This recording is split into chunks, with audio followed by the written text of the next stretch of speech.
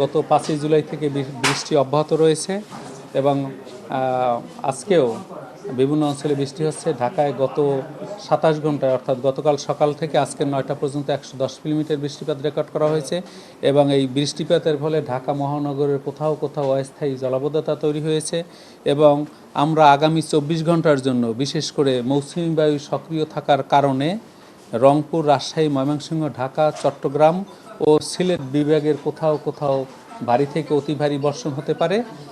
তবে এই ভারী বর্ষণের ফলে ঢাকা মহানগরের কোথাও কোথাও অস্থায়ীভাবে জলাবদ্ধতা তৈরি হতে পারে এবং এই বৃষ্টিপাতের তীব্রতা আজকে থেকে 15ই জুলাই পর্যন্ত তীব্রতা কম থাকবে। 16 তারিখ থেকে মৌসুমী বায়ু সক্রিয় থাকার কারণে পুনরায় বৃষ্টিপাতের তীব্রতা বৃদ্ধি পেতে পারে। এই হলো আবহাওয়া অফিসের সর্বশেষ পরিস্থিতি। সাধারণত এই ধরনের ভারী বৃষ্টিপাত শুরু হলে 1 থেকে 3 দিন ন্যূনতম তার স্থায়িত্ব থাকে, মাঝে মধ্যে তার ব্যত্যয় ঘটে।